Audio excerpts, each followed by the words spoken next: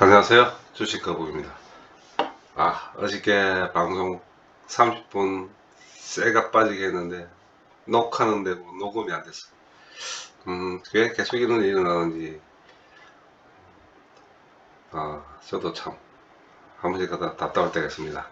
우리나라 주식 시장만큼 답답하는데 다시 한번 사과의 말씀드리겠습니다. 오늘 코스피 한 방 맞아버렸네요. 자, 보시면 제가 항상 이야기하지만 기관과 검투 요놈들은 믿을 게 못됩니다. 믿을 게 외국인은 왜 파는지 파악이 돼요. 근데 얘들은 조금만 변동이 워낙 특히 변동이 심한 장세에서는 믿을 게 못되면 기관 검투가 들어온다면 매수 들어온다면 매도를 조심해야 되고 매도가 들어온다면 또 매수를 기대해보는 이런 장이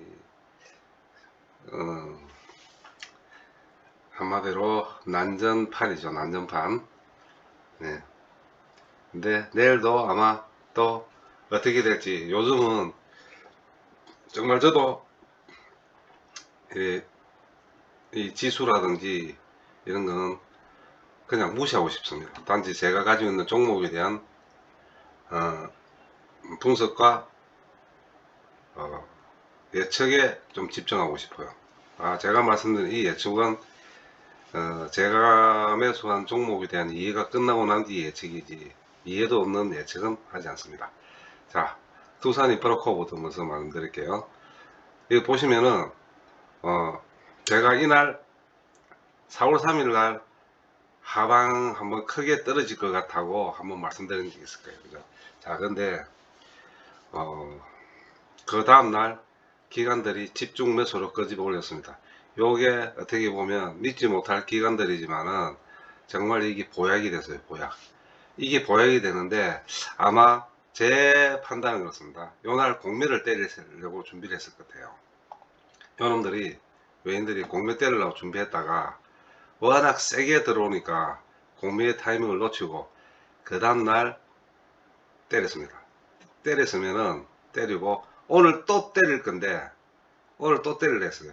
이게 무슨 얘기냐면 지수를 얘들은 예측을 하고 있어요. 지금 미국 나스닥이라든지 경기 침체로 인해 가지고 당분간 좀 안 좋아질 거니까 공매를 때리려고 준비를 했는데 대차 상황은 무시하십시오. 이거 감추고 있는 것들이 아마 제가 볼 때는 대충 한 500만 주 이상 감추고 있어요. 감추고 있는데 또 때리려고 했는데 오늘 보시면은 이 기관들이 팔지를 않았어요. 기관들이 팔지 않았습니다. 감망했습니다. 감망. 그리고 오후장 좀 일찍에서는 기관들이 매수로 돌아서기도 했었다. 자, 여기 무슨 이야기냐면 하방압이 없습니다.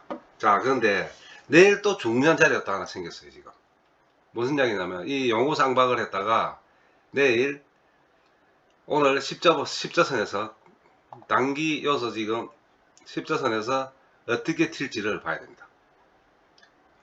최소한 여기서 요선 7,800원 7,800원 이상으로 다시 한번 갭으로 올라간다라면은 또 안심하고 볼 자리인데 만약에 여기서 밑으로 빠지가 7,200원 간다 그러면 또 보합입니다. 또 보합. 근데 오늘 다행히 제가 기대치 하는 게 이 기관들이 얼마 팔지 않았다는 거. 거래량을 보면은 170만 주잖아요. 그죠? 10%를 안 팔았어. 10%를 안 팔았다는 거는 얘들이 끄집어놓은 얘들이 지금 움켜쥐고 있다는 이야기입니다. 자, 그렇기 때문에 인프라코 당분간 추격 매수는 자제를 하시라고 제가 8천 이상의 2, 3일 동안 안정되기 전까지 추격 매수를 자제하시라고 말씀드리니까 혹시 내일 1, 2%도 갭 상승을 하는지 종가 기준으로도 갭 상승을 한다 그러면은 일단 다시 한번 8,000원 이상을 기대를 해보셔도 되지만 만약에 여기서 1, 2%를 떨어진다 그러면은 떨어진다면은 매수의 찬스가 다시 한번 올 것 같아요. 그리고 좀 있으면 실적 발표를 하는데 현재 지금 저희 정시로 봤을 때는 실적이 나쁘거나 아니면 재무가 좋지 않다 그러면 아마 당분간 타켓이 돼서 변동성이 심한 장세가 계속 이어질 것 같습니다. 물론 그러면서 다시는 지수가 또 다시 반등할 거예요. 다시 한번 또 재차 2500선을 한번 뚫으려고 할 것 같은데, 누구든 간에 그게 기관이 됐든 외인이 됐든 검투가 됐든 누가 뚫으려고 할 수 있습니다. 할 수 있지만 그거를 보시려면은 선물을 보시면 돼요. 선물이 300 지금 12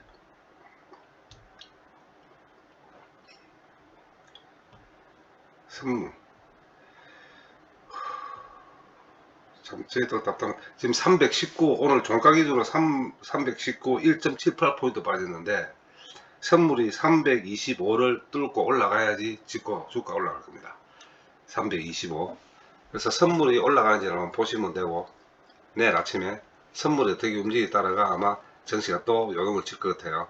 그래서 정시가 내일 선물이 좀 돌아서면 정시도 지금 양봉으로 아마 끌고 갈 수 있을 것 같고, 그 다음에 현재 지금 얘들이 그 실업자 청구 수가 지금 많이 늘어났습니다. 한 20만 개 늘어났는데, 발표가 한 두 달 전 끝했으면은 지금 갭 삼성에서 1포인트 이상에서 지금 나스닥이 시작했어요. 근데 지금 빠졌거든요. 빠졌다는 거는 얘들도 지금 경기 침체기에 들어서는 거 아니냐는 우려에 지금 많이 눈높이를 낮추고 있다는 겁니다. 또 우리도 거기에 따라 또 움직여요. 그러니 너무 기대치는 높이지 마시고, 그러나 제가 또 이야기지만 두산 인프라코어는 피크가 4월달, 이번달, 다음달, 4월달, 5월달입니다. 그거는 기대치를 높이셔도 괜찮을 것 같아요. 그리고 내일 아침에 방금 말씀드린 그 관점으로 한번 보시고 1, 2% 갭 상승을 해서 시작하는지, 아니면은 1, 2% 갭 하락해서 시작하는지. 만약에 갭 하락해서 시작한다면 다시 한번 전점인 3월 28일 요 전점인 700, 300원, 7,300원 선까지 밀릴 가능성이 있습니다. 그리고 만약에 올라간다면 내일 차라리 치고 올라간다면 다시 한번 7,850원 선, 그걸 보시면 되고, 관전 포인트는 두 군데입니다. 예. 그러니까 그렇게 보시면 될 것 같아요. 자, 그 다음에 HMM이 이만큼 또 빠졌다고 또 열 받으시고 이거 불안해가 이래가 되겠나 라고 생각하시는 분도 계실 것 같은데, 실질적으로 저는 지금 솔직히 말씀드리가, 제가 이거 지금 서울에 아파트 한 대가 갖고 있다고 말씀드렸죠. 하루에도 뭐 짧게는 2, 3천만원, 많게는 4, 5천만원이 그냥 왔다리 갔다리 합니다.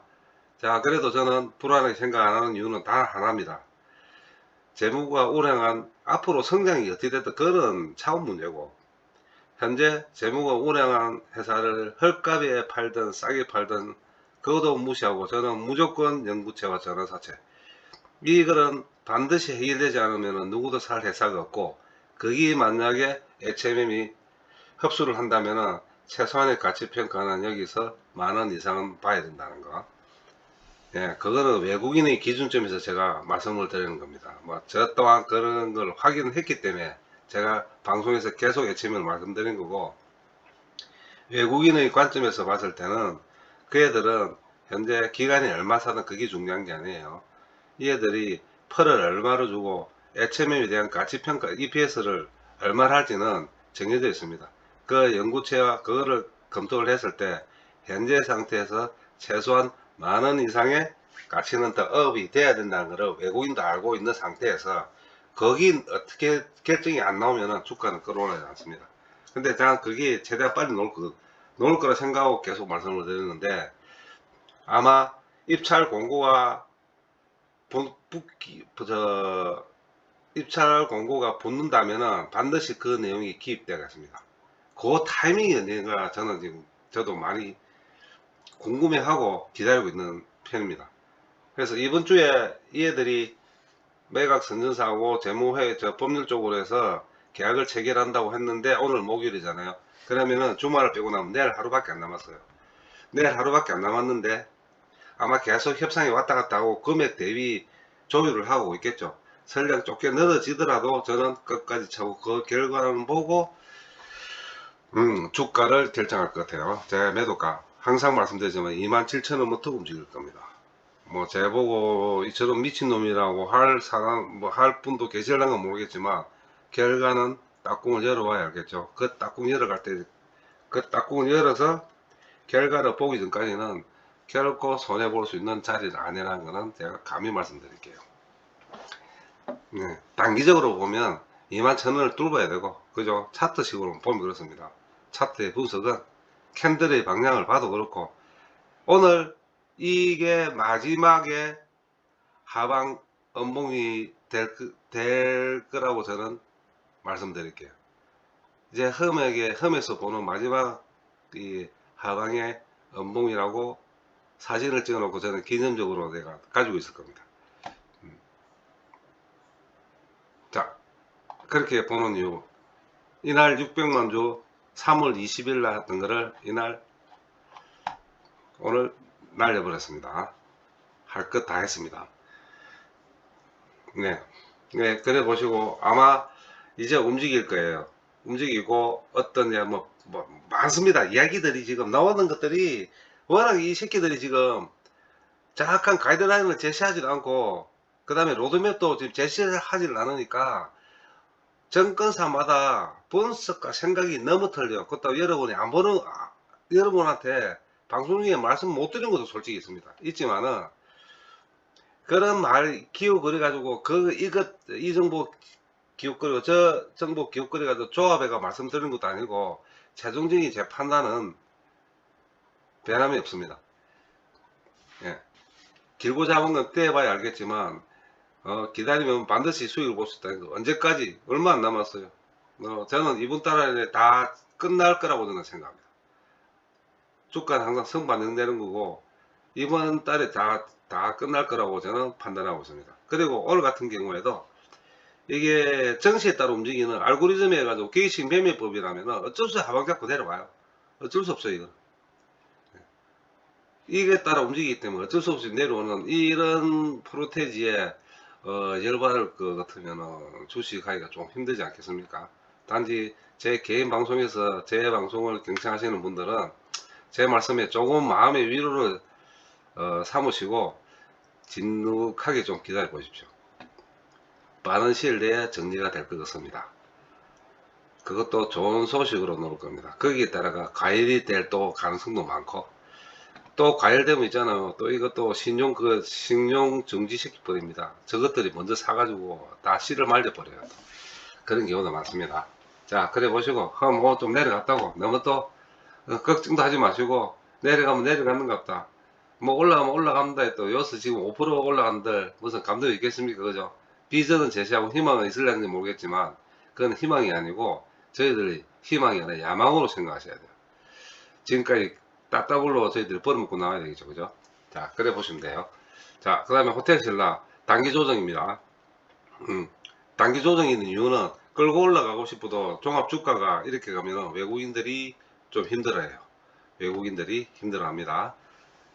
외국인들이 힘들어하고 또 말씀드리지만 우리나라 정치는 외국인들이 들어와야지 주가가 올라갑니다.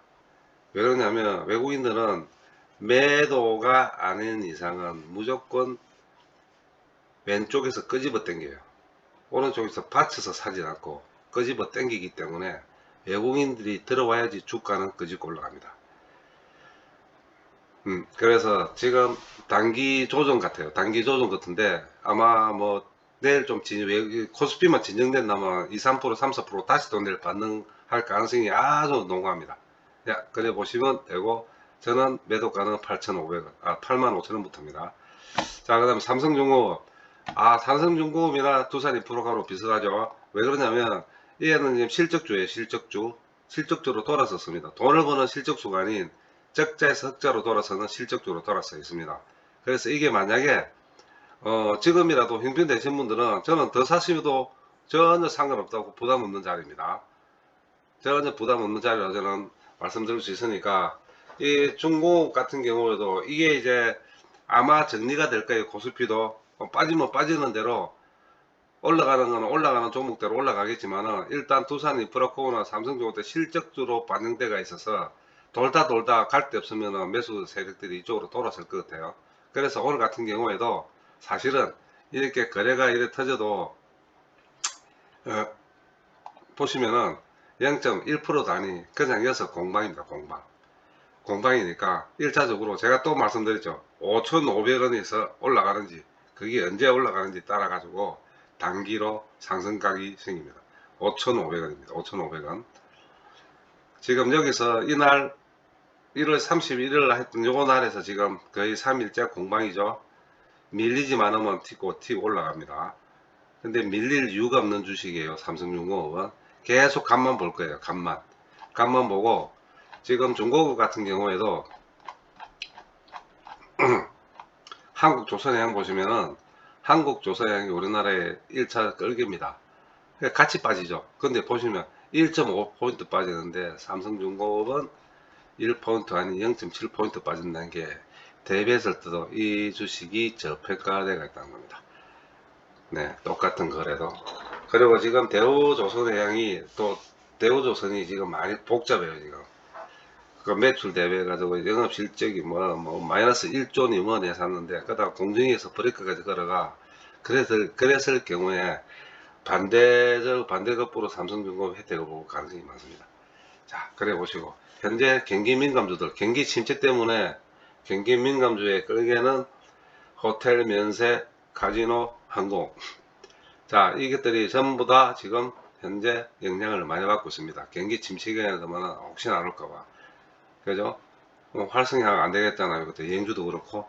그런데, 제가 방송 중에 계속 말씀드린 중에 하나가, 어떻게 됐든 경기 침체는 반드시 오고 신용경색이 옵니다. 올해 상반기 중 6월달, 7월달 온다고 제가 계속 말씀드려서, 현재 상태에서 저희들이 가지고 매수해 있는 종목들이 현재 4월달, 5월달 안에 수익을 보고 익절을 하고 현금 비중이 된다면 간망 상태에다가 저점 바닥에서 줍줍해서 올 하반기 실적을 반영 한번 해보자.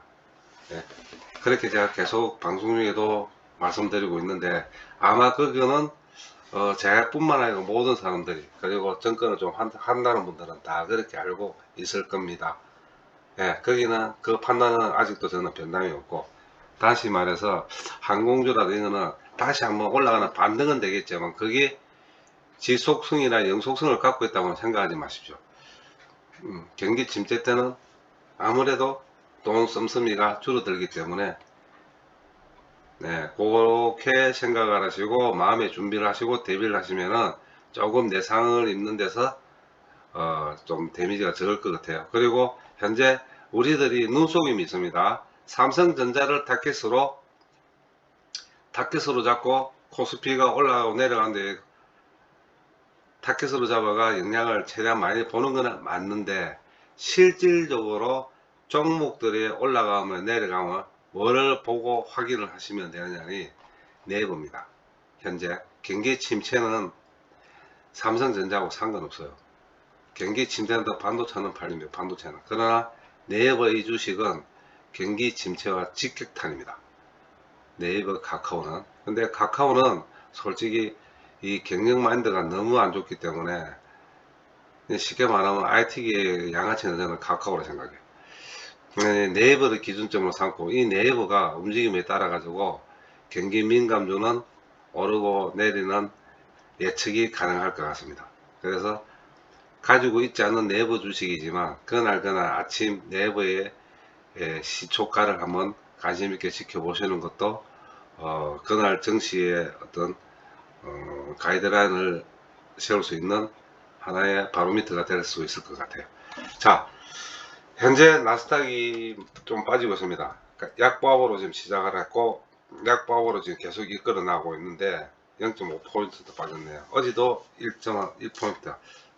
이게 새벽에 제가 볼 때는 다시 돌았을 가능성도 있을 것 같아요. 원래 기술적 반등이라는 거 있지 않습니까? 그죠? 자, 그리고 내일 우리도 어저께 올라온 거 오늘 내린 거 계산하면 한 1포인트 빠졌어요. 그게 어제 나스닥 1포인트 빠진 거랑 거의 비슷하게 맞아 떨어집니다. 제가 억지로 논리적인 걸 설명드리는 게 아니고 어차피 이거는 흐름은 같이 가요. 미국이나 한국이나 일본이나 싱가포르나 중국이나 홍콩이나 네, 유럽이나 같이 갑니다.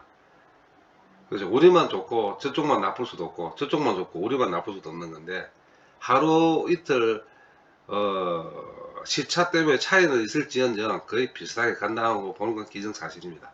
자, 그러면 오늘따라가 내일 어떻게 또 반등이 놓는다고 한들 그렇게 세게 뭐가 강력한 매수가 들어오고 외국인을 끌개로 들어오지는 않을 거예요. 그런데 현재 보면은 4월 5일날 175억 정도, 요거는 무시해버리고, 보통 외국인들 보면은 3일차는 조금 들어오는 경향이 많아요. 3일차는 대부분 보면은 3일차는 3일 팔고 3일차는 들어오는 경우가 많습니다.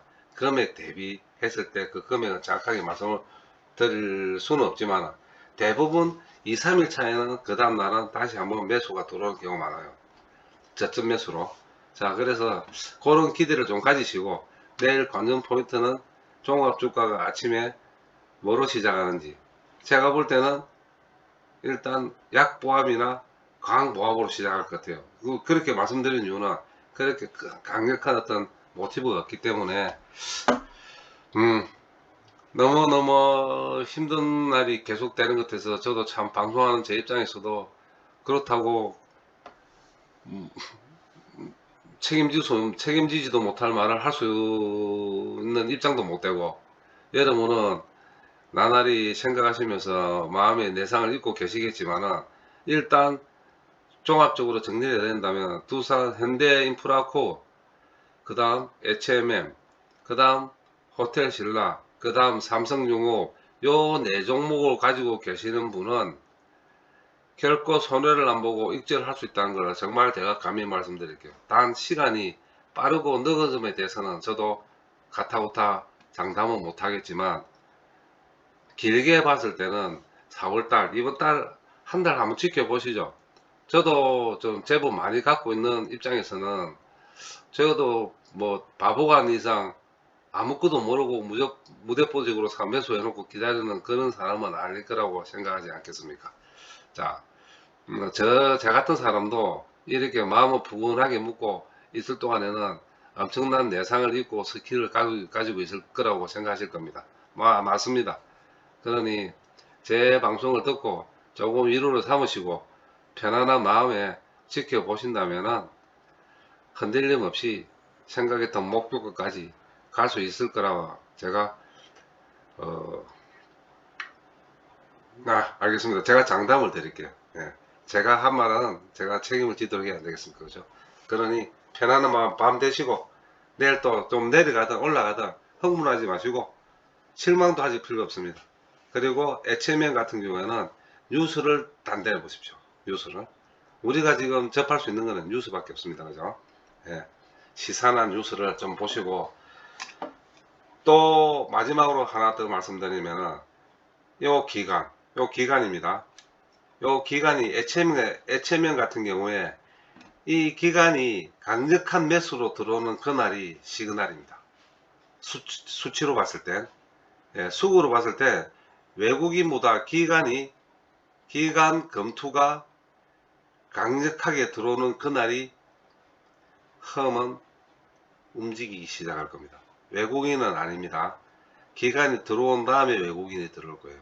외국인이 들어와 좀 끄집 올린 거는 일단 관망입니다. 그러나 기간이 최소한 어떻게 들어오냐면 요런 식으로 들어올 때 40만 주 70만 주씩 이래 들어올 때, 강력하게 이래 들어올 때가 마지막이 아니고 그때부터 HMM 움직일 겁니다. 기간의 매수를, 검토와 기간의 매수를 예의주시하시고 지켜보시는 게 관망 포인트입니다. 자, 오늘 긴 시간 감사합니다. 내일 뵙겠습니다.